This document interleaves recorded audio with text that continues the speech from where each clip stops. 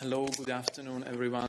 Bonjour, bon après-midi. Merci d'avoir été patient et bienvenue à cette conférence de presse inhabituelle du HRVP, Josep Borrell, qui va partager avec vous quelques idées, quelques remarques sur l'opération Irini qui a été adoptée par le Conseil il y a peu. Je vous en prie, Monsieur le Haut Représentant. Merci, bon après-midi. Je voudrais en effet entamer cette conférence de presse inhabituelle en rendant hommage à toutes ces personnes de par le monde qui ont perdu leur vie du fait du coronavirus. Je veux également saluer et remercier du fond du cœur tous les professionnels du secteur de la santé qui risquent leur vie au quotidien pour lutter contre cette pandémie. Enfin, je voudrais également rendre hommage à tous ceux qui permettent à nos sociétés de continuer à fonctionner malgré les circonstances particulièrement difficiles. Sans leur travail, la vie de milliers, de millions de personnes serait beaucoup plus difficile. Vous savez que de notre côté, nous faisons tout ce qui est en notre pouvoir pour lutter contre cette pandémie en déployant tous les efforts à la disposition de l'Union européenne. Et dans le même temps, nous ne devons pas oublier qu'aucun des problèmes auxquels nous étions confrontés avant l'émergence du virus ont disparu. Le monde continue de tourner, les problèmes sont toujours là et certains s'aggravent même. Certains prennent de l'ampleur, certains empirent et il convient de ne pas oublier ces problèmes. En examinant de plus près notre voisinage immédiat,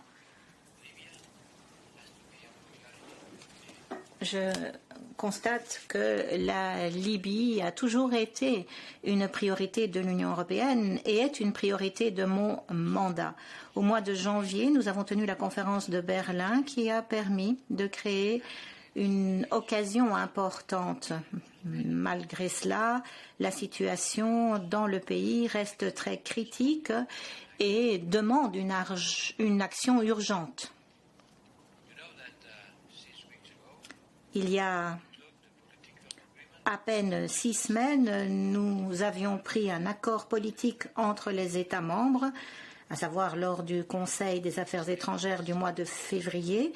Et à peine 6 semaines plus tard, nous voulons maintenant faire de ces déclarations une action concrète et lancer l'opération Irini, opération qui sera lancée aujourd'hui.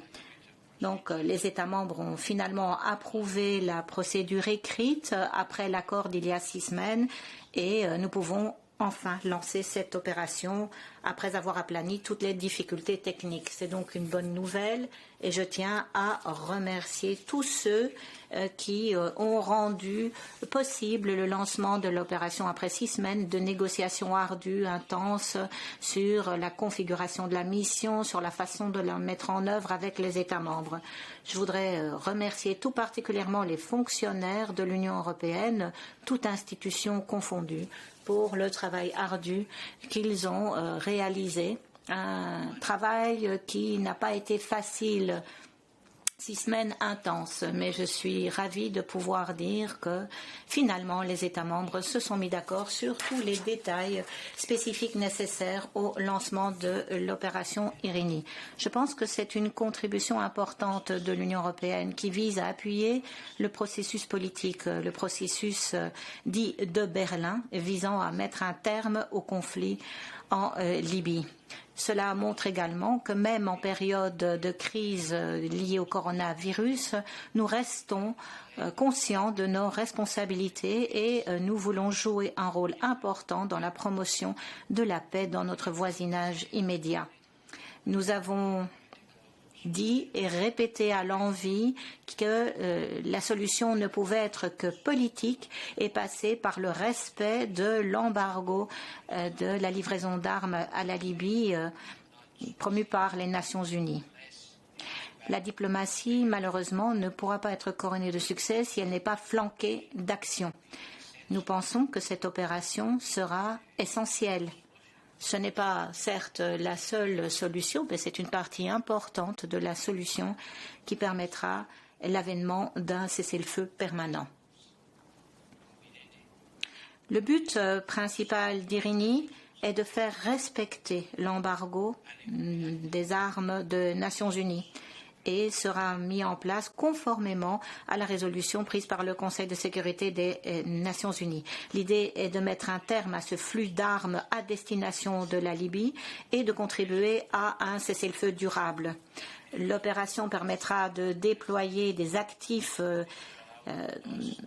des forces navales aériennes en utilisant les satellites et ceci permettra à l'Union européenne d'avoir une idée plus précise et de permettre ainsi aux Nations Unies de savoir exactement ce qui se passe en termes de trafic d'armes à destination de la Libye.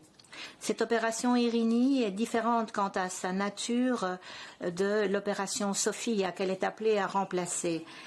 Sophia avait été lancée en 2015, il y a 5 ans de cela déjà.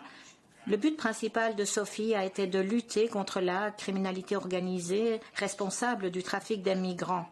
D'autres missions, d'autres tâches ont par la suite été dévolues également à l'opération Sophia afin de contrôler la situation en Méditerranée centrale. Mais il s'agissait de tâches supplémentaires.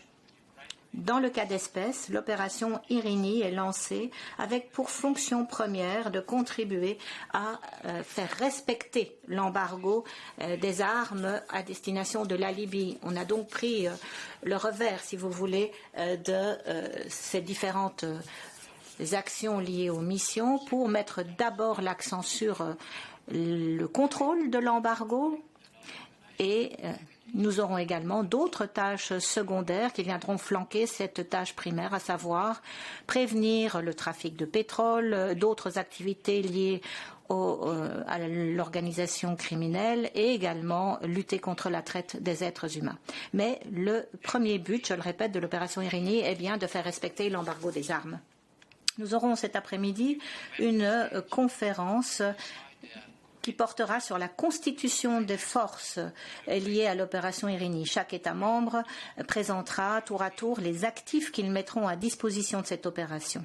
Le QG restera toujours à Rome. Et pour terminer cette intervention, je voudrais également exprimer un regret, à savoir que les combats en Libye ont connu une recrudescence au cours de ces derniers jours. En dépit des appels internationaux à conclure une trêve de façon à pouvoir lutter contre la pandémie du coronavirus, appel lancé notamment par le secrétaire général des Nations Unies.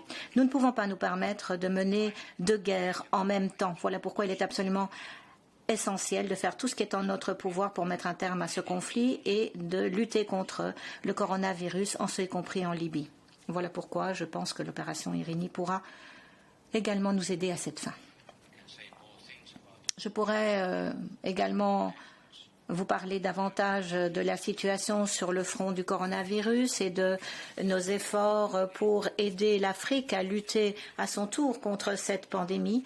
Mais je pense qu'aujourd'hui, il convient de concentrer toute notre attention et également essayer de répondre à vos questions sur cette bonne nouvelle. Nous avons aujourd'hui fort peu de bonnes nouvelles à partager.